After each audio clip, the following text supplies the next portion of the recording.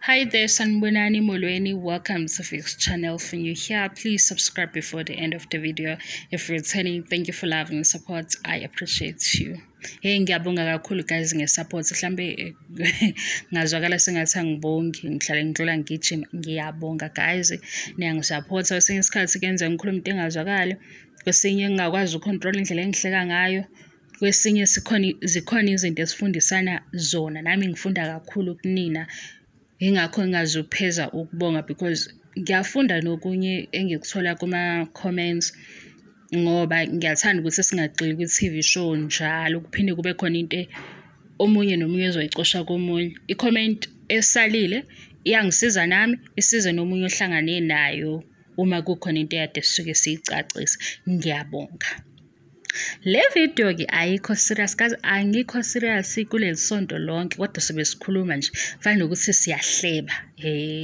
Ngisemudini yokuhleba kulezi insuku. Nibonile episode 12. Episode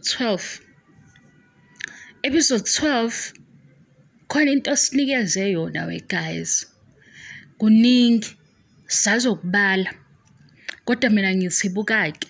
Uyabona leyo ukuthi ade kunombuzo ukuthi uMacele because sifaka uMacele noMayeni ngithi mina buka uMayeni noMacele ukuthi ke nakho uMacele kade vela ukuthi useno 20 years enomseleko umpumelelo ube no 21 ngaleso sikhathi.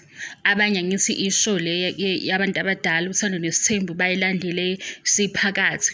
uMacele kuyasho ukuthi yena ufike emuva kodwa kwaba uyena phambili. Nibone episode 12 usibekela leyo nto ukuthi yenze kanjani? Hayibo guys. Nibonile noma nibonanga? Ehe. uMayeni masimbuya kuthando nesithembu. Unakho futhi uyakwazi ukuthi umazi kakhulu ubaba uMsileko because babe nesikhathi eside baphinde futhi bakwazi ukulungisa indaba yabo. Angibali ke lawe guys indaba yokuthi amalobolo kwenzakalani waye ekhaya. Mina ngifuna ukukukhombisa ukuthi uMacele noMayeni idlale kanjani i-chess game yabo episode 12 lesibuya kuyo. Ifuna leyanto into engiyibambayo ifuna ngathi kufanele uyishiye ngaphandle wena. Ifanele ukuthi uyishiye ngaphandle ukuthi ngizofa la engifa khona. Niyabona ukuthi yenze kanjani indaba yaMacele? Niyangihlula ke njalo mase nizohlula isiZulu. uMayeni imasibuka uthando nesithembu ngokwe-period abenayo noMsileko. Mhlambe nokukhula kwi-relationship noMsileko. Uyena othi umazi noma kuyabonakala futhi ukuthi uyamazi. Mase kuba noMacele. uMacele wathi nje okay sengikuzwe konke next. Wangena kanjalo ke kubeni umamkhulu. Niyabona ukuthi usengenile emzumbi? Niyabona? Ehena bakhe baqinile manje useqinile ngisho isiZulu. Kusizini wani besikhuluma isiZulu? Angisakhumbuli. Ngizele video ngayithatha serious ikhipha ama-emotions akho wabeke ngaphandle mase sihleba kuba nje kule channel. Suke singasabhekile ukuthi ungena kuyiphi fan base. Yikho le channel ngihleze ngishumayela izwi lokuthi ungezi ngob-fan base iza ngokuzolalela ngoba uzocikeka mase ungibhalela la ku-comment section uyithola usewungithuka ungangazi ngakwenzanga lutho. Ukhuluma isiZulu manje. Niyambona ukuthi nompilo uba WhatsApp ngesiZulu? Hayibo guys. Angithi sizwile ukuthi ubemile e-university. Ume e-university wavele wathi ke nje ama-studies engizowaphasa ngo-distinction ukungena emzumbi. Uphakathi emzumbi, uphakathi inside. Nayizwa into engishoyo? Uyazi ukuthi umprotector nathi size sithi hayibo. Lona de size igaxa zakhe ku season 1. Usho indlela semprotector ngayo.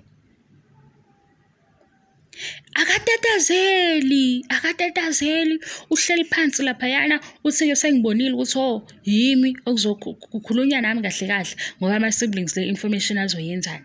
Mabecabanga ukuthi ke bazo-eraser lento esenhlizweni yami or esengqondweni yami bashaye phansi bashunquthule. Ukhuluma isiZulu. Nizwile ukuthi isiZulu sesimasterishe kanjani? Shiyani kwesiZulu. eMzumbe uphakathi. And maphakathi eMzumbe ukule era yo mama basemsinga baseGreytown. Kuthiwa labo mama bayafa la kufa khona uhusband. Bayaqina-ke laphayana kuyo yonke into eno-husband, umyeni wami. Baphila leyo mpilo. Ngizonixoxela indaba ekhasini. Sengikhumbula indaba yomama wasemsinga. Kuthiwa lapha eMsinga kube nesikhathi eGreytown omama bakhona bebeno-husband bebeney'bhamu. Shuthi lezi y'bhamu-ke bebey'fihla o-husband beyosebenza la basebenza khona, efika amaphoyisa-ke ezokufuna iy'bhamu. Amaphoyisa shuthi elwe nonkosikazi. Kuthiwa unkosikazi amaphoyisa emushaye, abanye beze beyobafaka edamini. Ikhona leyo nto leyo esuke yenzela ukuthi uzovuma ukhuluma iqiniso. Kuthiwa nje amakhosikazi ayethi enqaba nabayeni. Isimanga-ke senzeka mase bebuyile abayeni. Babethola nje iy'bhamu eziwu-2 lapha emaphoyiseni ay'khipha ubaba iy'bhamu. Asho ukuthi izibhamu zikuphi. Mina ngisaba leyo nto guys. Yabo leyo ukuthi umuntu umshilde, umprotecte, umkhulumele, ume naye avela kuphoqa. Avele yena angasahambisani ne-energy yakho nama-efforts akho kube ngathi akabonanga lutho. Ngoba sibonile episode 12 that hayibo. Lona ade obuyiswe abazali eGoli. Uyena lo. Ukule era nje ukuthi I will stand with you noma kuthiwani. Niyayibona le? Ulapho Nkosi yami. Nisho ukuthi uma wakho samrecognize ukuthi iyona ingane yakhe leya. Nimbonile ukuthi sesemzumbe. We guys, ayingeke. Ziyenzeka izinto kodwa kwashiwo ngiyibamba kwenye TikTok video kathiwa yabo lento eyenziwa uMpumelelo uyo ozophathwa yikhanda. uMpumelelo ufike wabeka phansi. Ubeke phansi amathuluzi wahlala wa relax. Uqhathile uMpumelelo waqhatha. uMpumelelo ufike wabeka la asewahla. Nimbonise bemhlelisena kuphi? Hayibo. Baze bamenza uMpumelelo into ephezulu ekhekheni. Ngoba yonke lento uMpumelelo. Masumbuza ukuthi kanti unani lo Mpumelelo? Yini lengaka? Siyabuya-ke lapho. Ngibone na udade ungenile eMzumbe, usesemzumbe. Ngifuna ukunikhombisa futhi ubufakazi bokuthi usesemzumbe. Ungenile eMzumbe guys. Uthi ukhuluma ngisho nanobufakazi. Ehena bakhe sebeqinile. Shuthi uthe nje e-university wathi ingane engizoyikhulisa ngibe ngifunda ne-language yengane, ngibe ngifunda yonke into. Usesemndenini. Shuthi i-assignment yakhe elandelayo manje ukuthi esisusele umqondo-ke wokuthi babe u7. Uzosala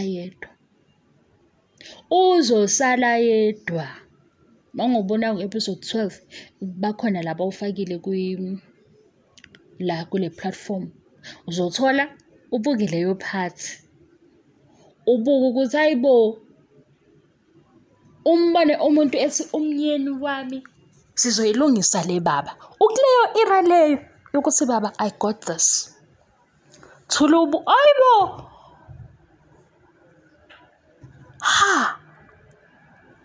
Angithi ku episode 11 bekuvuyo nomngane abangene ngewalk eyenza ukuthi wonke ama-siblings ekhipha izazazela. Wathi yena uzoyishaya egcineni.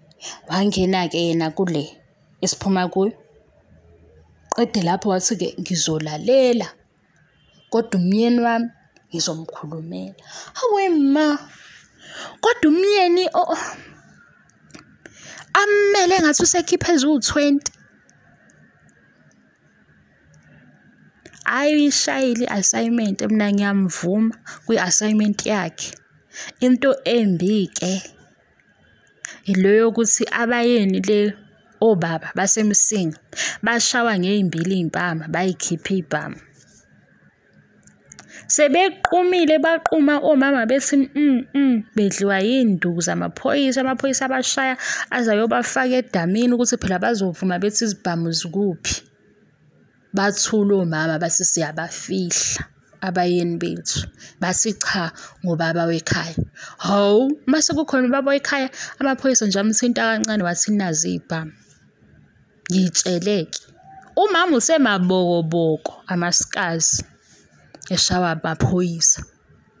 Unkosikazi umama wekhaya wathini? Ngizohlala phezu kwayo le mfihlo, ngizomfihla. Wenza njani ubaba wekhaya masefika? Wathola nje iy'nduku ey'ncane. Hawu ukuphoxeka kuthiwa bakuphoxeka komama base-Great Town sebesho ukuthi kodwa baba kabani sebengigwilizise ngisho olwandle wena awusakwazi ukubekezela sengife kangaka. Hey leyo part esabisayo guys. Umprotect umuntu umprotecte avele yena abukise ngawe. Kodwa ngitshela ngomama basemsinga. Sebephuma olwandle bevalelwe koplastic bebhukudisa olwandle hayibo edamini bebhukudisa edamini bengaphefumuli.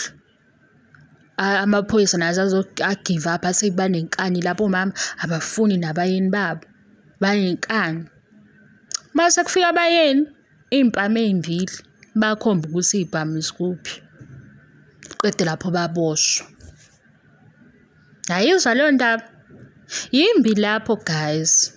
Angisho njalo ukuthi ngi-over noma angibafiseli okuhle laphayana.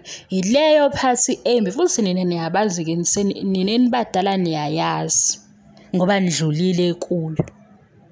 Kuthi mhla kubheda sesizwa ngawe usubala iy'nto ey'ningi wena sisakukholwa manje sesicabanga ukuthi mhlawumbe awukho right. Ngobani? Lokho osikhombise khona. Umile uthi ngifa la efa khona usitshela ukuthi hey nalokho ngakwenze lo sibu nalokho usibu nalokho usibu. Kuthi mhla sekusanguluka usuyaqala uyaskipela ama-files uthi usibu udoti usibu nje manje sesididekile nathi sithi ayibo. Uthi le break up ayisamhlanganisile ngoba ngeke ukuthi uye lo osesho into ey'ngaka ngosibu kade ela. Izikhona izinto ebesiyisola. Ngoba lento yokuthi wena sala ngaphandle uyikhiphe ngempela uyikhiphe ubone ubushiye ngaphandle. Ukhiphe imizwa yakho ubushiye ngaphandle. Mase uthi ngizomasterisha lento. Umasterisa ukuthi ama-challenges wena uwa-overcome kanjani. Into ake ngiphume ngoba ngithe ngiyahleba. Ekuhlebeni kwethu-ke usekhuluma isiZulu. Hey hayi tiritiri. Bamenzeni?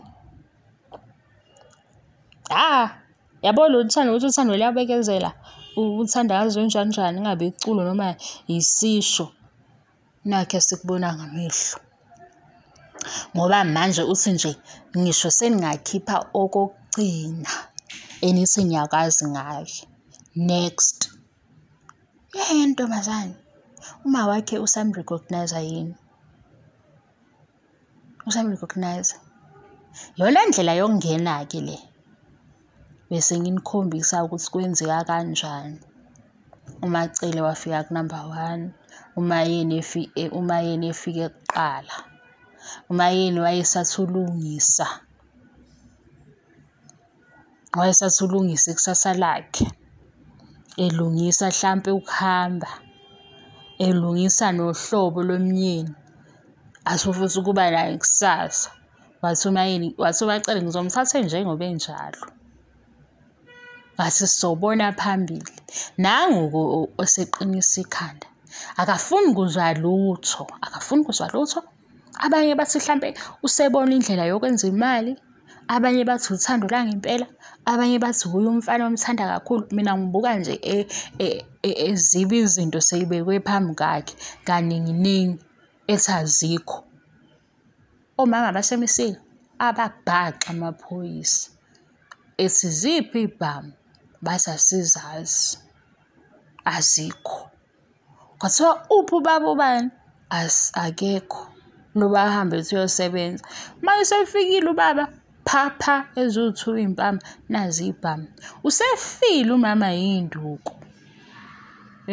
Ngoba futhi amakhosikazi asemakhaya, omama bethu, izinto abafundiswe zona lezo sekuthiwa nathi asizamukele, siyaxolisa bakithi. Sakhiwe ngomunye upende ohluke kakhulu, siyaxolisa.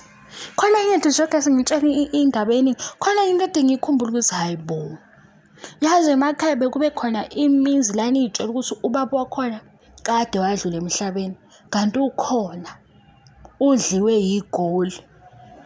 Hawu, nihlale nazi nje ukuthi laphayana kamakabani okamambani nazi umama wakhona, ubaba wakhona animazi, soyanikhulu animazi.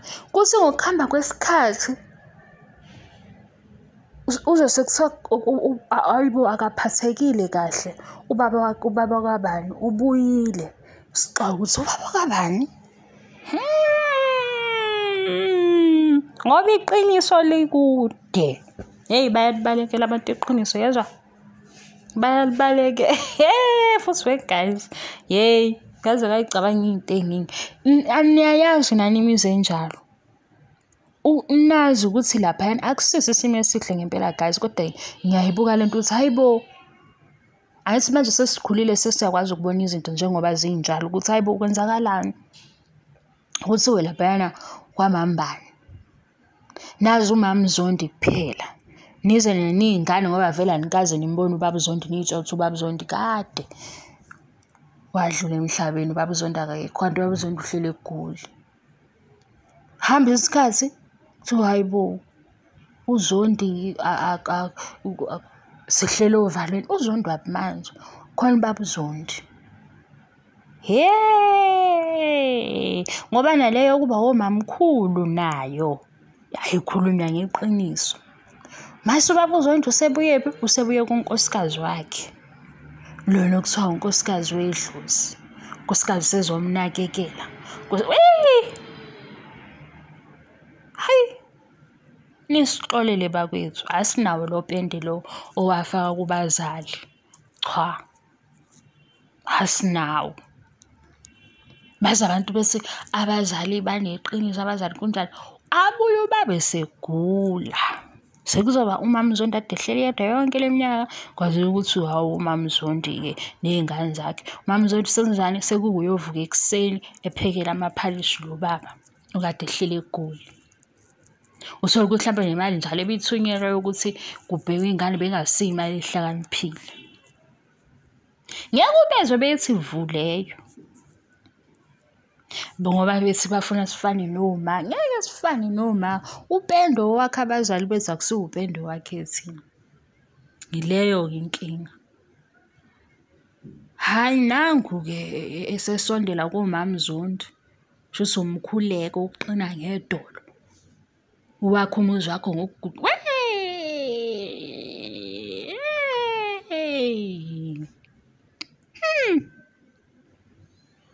Sinesikhathi esingakanani bakithi emhlabeni sizonikwa zonke lezi zinto kuthiwa bekezelani kunjani. Abantu ubona ukuthi baze bayayixwaya indaba yokukhululeka, bayayixwaya indaba yokuthi ziningi izinto impilo eyi-ofarishayo, bayayixwaya leyo. Yabo uma uya lapho kuba ngathi awulungile kahle, mawubalekela le yonokubekezela, mawubalekela le yokuba ukufihla ihlazo lomyeni, fihla ihlazo ngenhliziyo kabani.